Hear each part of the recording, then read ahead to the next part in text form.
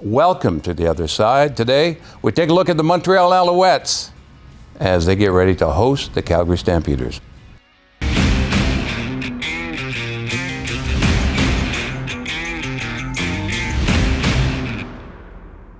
The Other Side is brought to you by Truman Insurance. Community driven, always honest, always reliable, always there. Welcome to The Other Side. Eric Rogers of the Calgary Stampeders joins us, and we're talking about Montreal since you guys are off to take on the Alouettes. Last time, you were kind of the center of attention because you made what a lot of people thought was a last play catch. It looked good from where we saw it on TV. The Command Center had a different view. Officials were just out to lunch totally in that whole game. But your thoughts on that last play? Did you think you were in? At first, I thought I made the catch and dragged my feet enough to score a touchdown. I saw it on replay. It doesn't look conclusive for them to overturn it, but I have a lot of beef with the Command Center. I've had history with them. Remember last year I caught a ball and the guy jumped on me while I was in the end zone and knocked it out after everything, and they kind of said it's not a touchdown. So I don't know. I kind of get on the Command Center a little bit, but not too much to where they find me in the league. Try to save a couple of dollars, but yeah, the Command Center is what it is. They just ruled a touchdown in the Edmonton and Hamilton game, I believe, and it wasn't really a touchdown. Then they ruled it. They confirmed the touchdown. So they have a hard job, but I definitely think they can do a better job. You know, you look at Montreal and how they've turned this around is simply amazing. Adams playing quarterback. Kahari Jones, the coach, has never been a head coach before. They fired their head coach at the start of the season. Their GM's gone for whatever reason. And everyone said, okay, this is the weak link in the CFL. But they have surprised you guys and a lot of other guys. Yeah, they're doing well. They're about a 500 team, a little above 500, but they have some good wins. They play everyone pretty tough. They got us one time. We had a good lead, and they came back and beat us. Vernon Adams, he's from Southern California as well. Bo, right? At their same college, right? Well, they both went to Eastern Washington for a year or so, but he grew up kind of 10 to 15 minutes from where I grew up, so we're kind of that. I know a lot of people that know him personally. So yeah, I root for the guy, just not against us. But he seems to have good games against us all the time. So I think our defense is up for the challenge. He just serves a suspension, so he's rested and ready to go. I think we played him in Montreal a couple years ago in 2015, and he did a good job as well. So he's a gamer for sure, no doubt about it. He makes plays with his feet, and his guys rally behind him, and the head coach is doing a great job for his first year as well. What do you think of the defensive secondary and the defense you'll face this weekend? Well, they have a lot of guys that they used to play on the Stampeders. That's right. Yeah.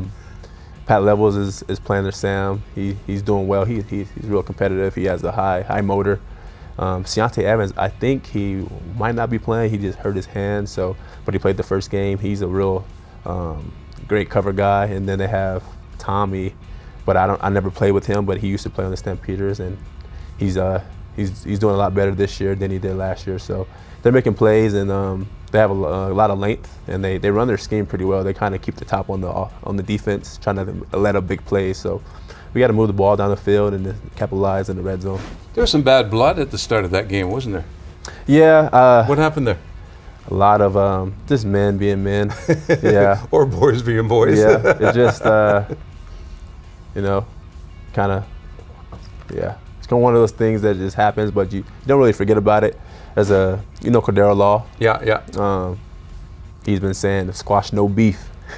So we're already, we definitely, got to be smart about it, but we definitely can't forget about something like that happened, especially on our home field. So me personally, those guys that I played with before, when we're playing, they're not friends with anybody. Don't dap up and all that kind of stuff. I kind of old school in that kind of frame of mind that where we're on the field is me versus you.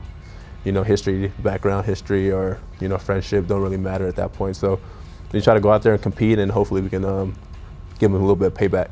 What about playing in Montreal? I mean, you looked at them, and while they were winning their Grey Cups, that was kind of a very intimate close place to play.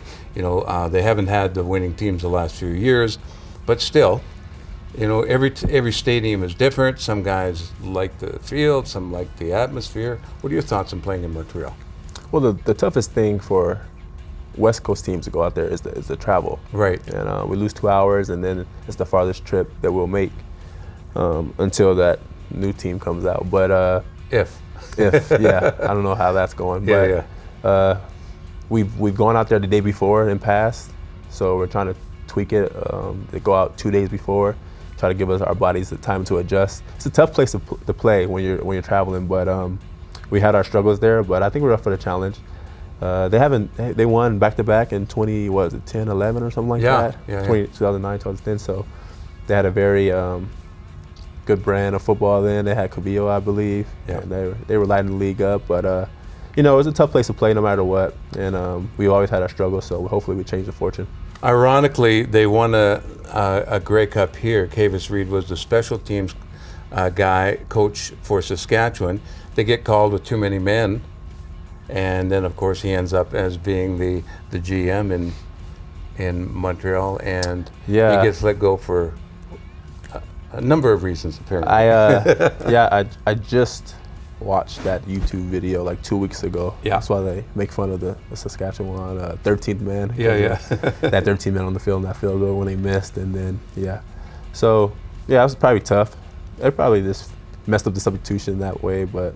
You know, definitely tough for them to lose a Grey Cup off of that. Sure, and Montreal with Cavillo, and after they lost him, you could just see them teetering. Yeah, and just going down. So now with Adams in there, it's nice to see, because there's a lot of young upcoming quarterbacks coming up here that we never thought would be doing this well at the start of the season. Yeah, well, sometimes you're thrown in the fire. You really don't have too much time to think about it. Vernon, he's been up here at VA. He's been up here a couple years, so he knows the game. He just hasn't had like the opportunity to play for an extended period of time.